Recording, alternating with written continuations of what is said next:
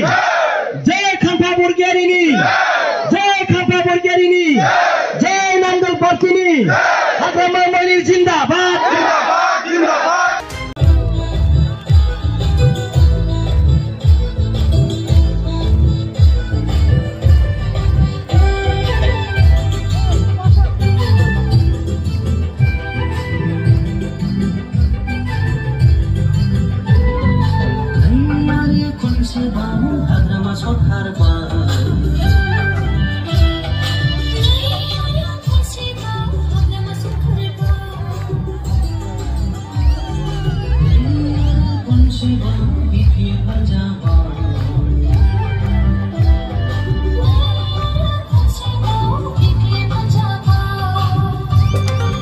नैबे आमिनकाटा गामियावहाय जोङो फैदों आरो बे आमिनकाटा गामिनि रायजो राजाजों सावरायदों मोजां गाज्रिनि खोथा बिपिएफआव जे मानो भट होनांगौ आरो इउपिपिएलनो मानो होनाङा बिनि गासैबो खोथाखौ बुंथिनो थाखाय फोरमायनो थाखाय फैनाय जादों। दा बिपिएफनो भट होनांगौ होननाय बायदि बिश्वजित दैमारि सार बिथाङाबो दाखालिनि ससियेल मिडियानि गेजेरजों बुंखाबाय आरो आंखौ मोनसे हाबाथिलियाव लोगो मोननायावबो बिथाङा फंसे खोथाखौनो बुंदों मिडियायावबो बेखौनो बुंदों आंनि सिगाङावनो बेखौबो बुंदों जे खाम्फा बरगयारि बिथाङा मोजां मानसि मोजां लिडार सोलोंथाइ गोनां आरो गियान गोनां होननानै मोजां लिडार होननानै खाम्फा बरगयारिखौ बिश्वजित दैमारिया बाख्नायदों। बिनि ओंथियानो जाहैबाय बिश्वजित दैमारिनो गासैबो रायजो राजाया भट होनांगौ होननाय जादों। नङाब्ला बिथाङा गावसोरनि केन्डिडेट एनडिए एलायेन्सआव थानाय केन्डिडेट बा जयन्त बसुमतारी बेखौसो मोजां केन्डिडेट होनना बाख्नायनांगौ नङा होमबा आदै नरे जयन्त बसुमतारीया मोजां केन्डिडेट मोजां गोरों केन्डिडेट एबसुनिफ्राय फैनाय होनना बाख्नायनाङा होमबा दा बिथांखौ बाख्नाया लाखिनो मा खालामबाय जे बिश्वजित माबा खाम्फा बरगयारिखौसो बिश्वजित सारा बाख्नायबाय। बिनि ओंथियानो जाबाय जे मोजां केन्डिडेट जिहेतु गोरों केन्डिडेट होनना बिश्वजित दैमारि सारा बुंबाय होमबाथ' नों खाम्फा बरगयारिनो होथारनांगोन नङा आरो बे खोथाखौनो फोरमायनाय जादों जे बिश्वजित दैमारि सारा इनडाइरेक्ट डाइरेक्ट बुंनाय जाबाय जे गोरों केन्डिडेटनो नोंथांमोना भट हो होननाय जाबायब्रा।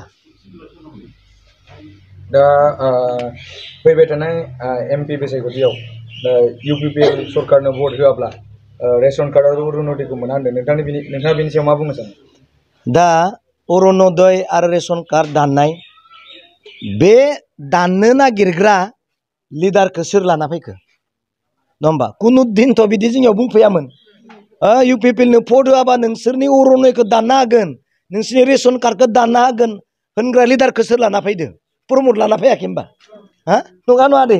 प्रमद लाना फैयाखै होमबा बे लाना फैग्रा मानसिया दाय जागोन ना जाया जोंनि बे बिटिआरनि रायजोआव बा बिटिसि रायजोआव बेनो दायनिगिरिफ्रा गासैखौबो बेनो लाना फैयो माबा इउपिपिएलनो भट होआबा एनडिएनि केन्डिडेटनो भट होआबा नोंसोरनि अरुनदय आरो रेशन कार्डखौ दानना होगोन बेखौथ' प्रमद बर'आसो लाना फैदो बे दानो नङा रे मारै दानजालायनांगौ आरो मा अरुनदय फर्म राननायाबो नोंलाय दा अरुनदय फर्म राननायाबो नैबे गांसे अरिजिनाल नैबे गांसे गांथाम थायो बिथां बेयाव लिरनाय दोङो नै सोर मोनो नै माबा डिभर्स हौवाजों हिनजावजों गारलायनाय बेसो मोनो आरो मा स्वामिक परा पृथक गावनि हौवा हिनजावजों माने सेपारेट थालायनाय बेसो मोनो आरो नैथियाव जाहैबाय बिधबा जायफ्रा हाबा जायाखै बिसोरसो मोनो ओमफ्राय थामथियाव 4 नम्बराव जाहैबाय बिकलंग मेगन गैयै खोमा खोनायै आथिं लेंग्रा आखाइ गैयै खोमा फारसि गैयै बिकलंग बिसोरसो मोनो बिसोरनिया भट बायनो थाखाय जानला मोनला होजोब्बायब्रा आदै मिथिबाय बेयावनो दोङो हमजाया बिसोरो आरो बेयाव लिरखादो नै जुदि मिसा प्रमाण होनानै आङो बिकलंगबो नङा हौवा हिनजाव गारलायनायबो नङा आरो बिधबाबो नङा आरो माने डिभर्स जानायबो नङा होननायानो जुदि नङि मानसियानो जुदि फैसाखौ लायोबा बेयावबो मा बुंदों आंखौ एक्सन ला आयेननि बेरेखा जागोन होननाय लिरनाय दङ न'याव मिथिबाय खनायाव होमबा नाय बेखौ जोंनि रायजो राजाखौ इउपिपिएल आरो बिजेपिआ मिसलेट खालामनाय जायाखै होमबा सोर दाननो हानो रावबो दाननो हाया बेनिखायनो सोरबा आसामनि केन्डिडेटफोरा आसामनि मिनिस्टारफ्रा फैना बुंब्लाबो बिटिसिनि रायजोआ उरलुदबो जाया नङा जेबो जाया आरो माथो बुंबावनो बेखौनो आं बुंना दोनथ'बाय गोजोन्थों। इउपिपिएल आरो बिजेपिआ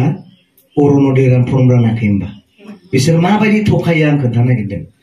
बिसोरनि फर्मा नै गाहायाव गोजौआव ट्रेक्टर दङ